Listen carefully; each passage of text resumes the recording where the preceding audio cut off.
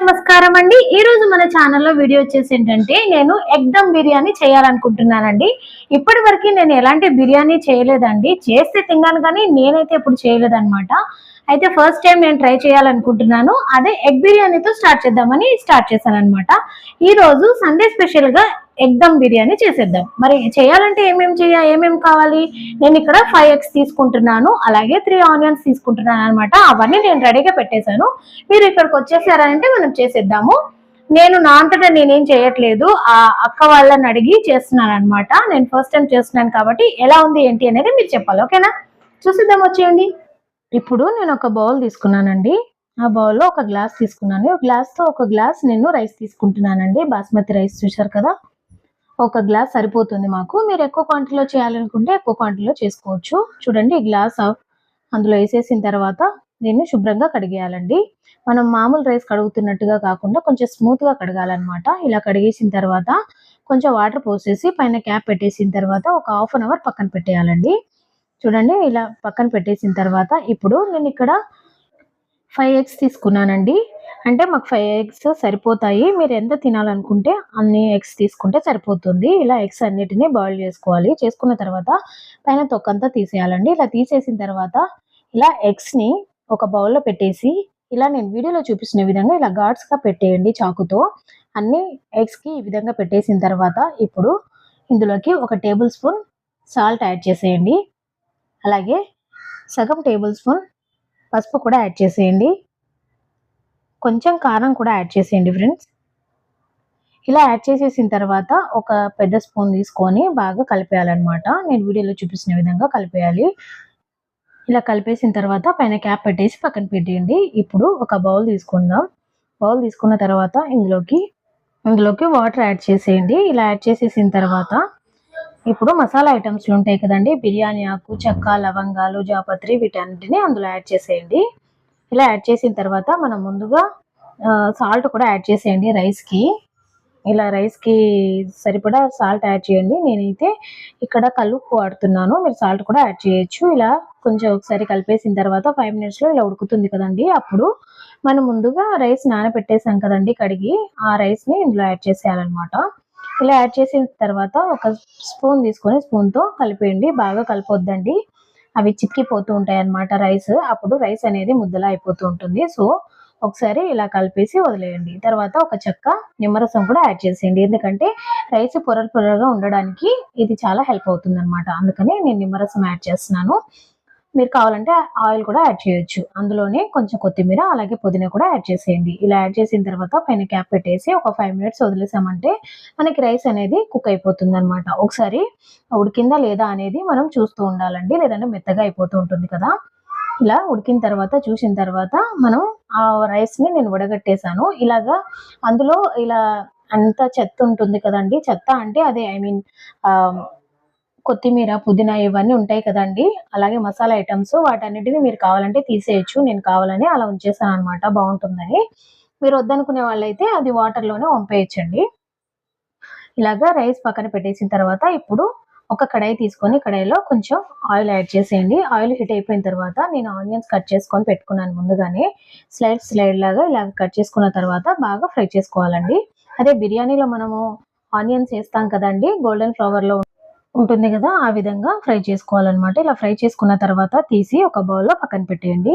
ఇలా పక్కన పెట్టేసిన తర్వాత అదే ఆయిల్‌లో మనం ముందుగా ఎగ్స్ ఉన్నాయి కదండీ! ఎగ్స్‌ని ఇలాగా పసుపు, కారం, సాల్ట్ అలా ఏసి పక్కన పెట్టుకున్నాం గదా! ఆ ఎగ్స్ అన్నిటిని ఆయిల్‌లో ఇలా ఫ్రై చేసుకోవాలనమాట. ఇలా ఫ్రై చేసుకున్న వాటిని ఒక బౌల్‌లో తీసి పక్కన పెట్టేయండి. ఇలా పక్కన పెట్టేసిన తర్వాత అందులో ఇంకా కొంచెం వాటర్ మిగిలిపోయింది కదండీ! అందులో కొంచెం నెయ్యి యాడ్ చేసేయండి. మీరు కావాలనుకుంటే నెయ్యి వద్దనుకునే వాళ్ళైతే ఆయిల్ అయినా యాడ్ చేయొచ్చు. అది మీ ఇష్టం అండి. నేనైతే నెయ్యి యాడ్ చేస్తున్నాను. చేసిన తర్వాత ఇప్పుడు మనం ముందుగా ఫ్రై చేసుకున్నాం కదా! ఆనియన్స్ ఉన్నాయి కదండీ! కొన్ని ఆనియన్స్ ఇందులో యాడ్ చేస్తున్నాను. చూడండి, ఇలా యాడ్ చేసిన తర్వాత కొంచెం అల్లం వెల్లుల్లి పేస్ట్ కూడా యాడ్ చేసేసి పచ్చివాసన పోయే వరకు బాగా ఫ్రై చేసుకోవాలి. నేను వీడియోలో చూపిస్తున్న విధంగా ఇలా ఫ్రై అయిపోయిన తర్వాత ఒక టమాటా యాడ్ చేస్తున్నాను నేను. చిన్న చిన్న ముక్కలుగా కట్ చేసుకొని గ్రేవీ కోసం అండి. ఇలాగా టమాటా కూడా అందులో ఏసేసి బాగా ఫ్రై అవ్వాలన్నమాట. ఇలా ఉడికిన తర్వాత అందులో కొంచెం పసుపు, అలాగే కొంచెం కారం, కొంచెం సాల్ట్, టేస్ట్‌కి సరిపడా ఆల్రెడీ మనం సాల్ట్ ఏసాం కాబట్టి చూసుకొని ఏసుకోవాలి. అలాగే కొంచెం గరం మసాలా, ధనియా పౌడర్, అలాగే ఇక్కడ ఎగ్ బిర్యానీ పౌడర్ తీసుకొచ్చానండి నేను, అది కూడా యాడ్ చేస్తున్నాను. మీకు వద్దనుకునే వాళ్ళైతే స్కిప్ చేసేయచ్చు, లేదా తెచ్చుకొని వేసుకుంటే టేస్టీగా ఉంటుందన్నమాట. ఇలా వేసిన తర్వాత ఒకసారి బాగా కలిపేయండి. నేను వీడియోలో చూపించిన విధంగా ఇలా కలిపేసిన తర్వాత ఇప్పుడు మనం ముందుగా ఎగ్స్ కూడా తీసి పక్కన పెట్టుకున్నాం కదండి, ఫ్రై చేసుకున్నాం కదా, ఆ ఎగ్స్ ఉన్నాయి కదండి, వాటిని కూడా ఇందులోనే యాడ్ చేసేయండి. ఇలా యాడ్ చేసేసిన తర్వాత ఇప్పుడు ఆ గ్రేవీ ఎగ్ మొత్తం కలిసేలాగా బాగా కలుపుకోవాలండి. ఇలా కలుపుకున్న తర్వాత చూడండి, అందులోకి కొన్ని కరివేపాకు, అలాగే కొన్ని పుదీనా ఆకులు, కసూరి మెత్తి ఉంటుంది కదా, అలాగే కొంచెం కొత్తిమీర. నేను ఇక్కడ కసూరి మెత్తి ఉంటుంది కదండి, అది యాడ్ చేస్తున్నాను టేస్ట్ కోసం. మీ దగ్గర లేని వాళ్ళైతే స్కిప్ చేయొచ్చు. అది ఖచ్చితంగా వేయాలని రూల్ ఏం లేదు, ఆప్షనల్ మాత్రమే. చూసారు కదా, ఇలా బాగా కలిపేసిన తర్వాత ఎగ్స్ అన్ని తీసి పక్కన పెట్టండి. అలాగే కొంచెం గ్రేవీ కూడా గ్రేవీ కొంచెం అందులో ఉంచేయండి. ఇలా ఉంచేసిన తర్వాత మనం ముందుగా రైస్ బాయిల్ చేసుకొని పెట్టుకున్నాం కదండి, ఆ రైస్ చూడండి ఎంత పొరలు పొరలుగా ఉందో, బాగుంది కదండి. బిర్యానీకి ఇలా ఉంటేనే బాగుంటుంది, ముద్దగా అయిపోతే టేస్ట్ కదండి.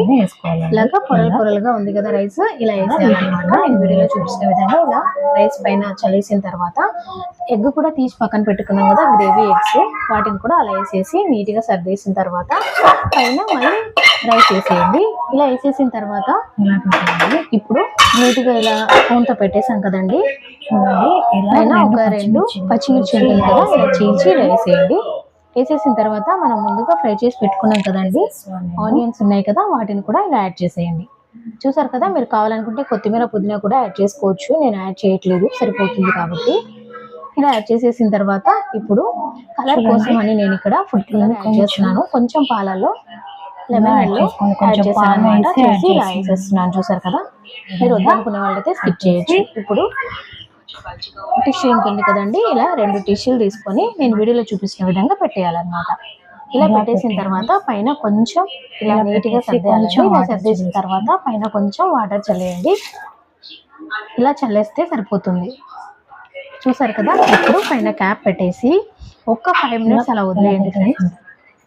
చాలా బాగుంటుంది, ఎగ్దమ్ బిర్యానీ రెడీ అయిపోతుంది అనమాట. సూపర్ గా ఉంటుంది. నేను ఫస్ట్ టైం చేసినా కూడా చాలా టేస్టీగా వచ్చింది. చూడండి 5 మినిట్స్ తర్వాత ఓపెన్ చేశాను అనమాట. సూపర్ టేస్టీగా ఉందండి, మేమైతే తిన్నాము. రెడీ అయిపోయింది కదా. ఇప్పుడు బిర్యానీ అయిపోయింది కదా, అందులోకి నేను పెరుగు పచ్చడి చేసుకోవాలని పెడుతున్నాను అనమాట. ఈ పెరుగు వచ్చేసి చూసారా, ఈ పెరుగు నేనే పెట్టుకున్నాను అనమాట. ప్యాకెట్ పెరుగు కాకుండా ఇంట్లోనే చేస్తూ ఉంటాను నేను. సో ఇప్పుడు పెరుగు పచ్చడి చేసేద్దాము. ఫస్ట్ నేను పెరుగు ఈ విధంగా చేసుకుందాం, సరేనా.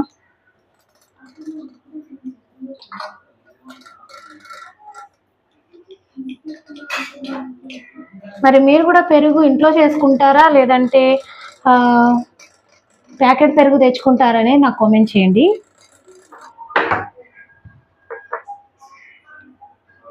చూడండి పెరుగు ఇలా చేసేసాను కదా, ఇప్పుడు ఇందులోకి కొంచెం సాల్ట్ యాడ్ చేసేద్దాము. ఇది మీ అందరికీ తెలిసే ఉంటుంది, బట్ నేను ఎలాగో ఎగ్ బిర్యానీ దమ్ బిర్యానీ చేశాను కదా, మరి ఇది కూడా చేయాలి కదా, సో చేస్తున్నాను అంతే. కొంచెం సాల్ట్ యాడ్ చేస్తున్నాను.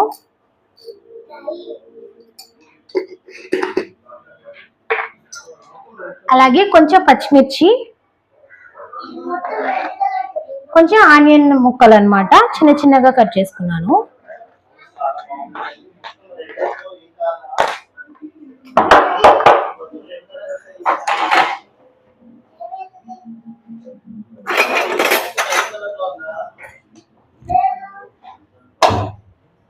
అలాగే అందులోనే ఒక 2-3 రెమ్మలు నేను పుదీనా ఆకులు కూడా యాడ్ చేస్తున్నాను.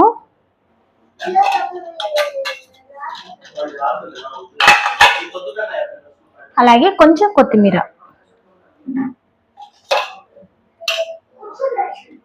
ఒకసారి బాగా కలిపేద్దాము. చూడండి పెరుగు పచ్చడి రెడీ అయిపోయింది. దీన్ని మీరు తాలింపు కూడా వేసుకోవచ్చండి. కొంతమంది తాలింపు వేసుకొని కూడా తింటూ ఉంటారు అనమాట. నేనైతే తాలింపు వేయట్లేదు. పెరుగు పచ్చడి రెడీ అయిపోయింది. ఇప్పుడు ఎగ్ దమ్ బిర్యానీ తినేద్దాం. దానిలో ఎగ్ దమ్ బిర్యానీకి కాంబినేషన్ గా నేను పెరుగు పచ్చడి చేశాను అనమాట. చూసేద్దాం అయిపోయి ఇప్పుడు ఎలా ఉంది ఏంటి అనేది. వచ్చేయండి. ఇప్పుడు చూడండి ఎగ్ దమ్ బిర్యానీ రెడీ అయిపోయింది. ఇప్పుడు పెట్టేద్దాం. ఇలా రైస్ పొరలు పొరలుగా ఉండాలన్నమాట. ఎలాంటి మసాలాలు ఏం లేకుండా ఇలా ఈజీగా చేసుకోవచ్చు. చూసారా, ఎగ్ దమ్ బిర్యానీ రెడీ చేసేసాను అనమాట. మరి ఎలా ఉంది ఏంటి అనేది చూసారు కదా. ఎగ్ దమ్ బిర్యానీ రెడీ అయిపోయిందండి. మరి ఎలా ఉందో టేస్ట్ చూడాలి కదా. టేస్ట్ చూద్దామా. ఫస్ట్ నేను నార్మల్గా తింటాను, తర్వాత పెరుగు చట్నీతో ట్రై చేద్దాం.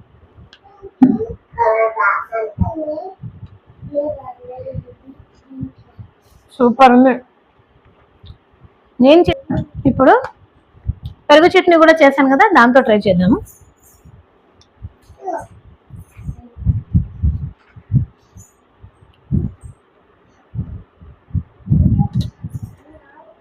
Wow, so nice. నేను చేశానని చెప్పట్లేదు, మీరు కూడా నేను చేసిన పద్ధతిలో చేయండి, చాలా టేస్టీగా ఉంటుంది. ఎగ్ దమ్ బిర్యానీ రెడీ అయిపోయింది. బాయ్. ఇప్పుడు మా సార్ తింటారు, తన మాటలో చూద్దాం. ఓకేనా.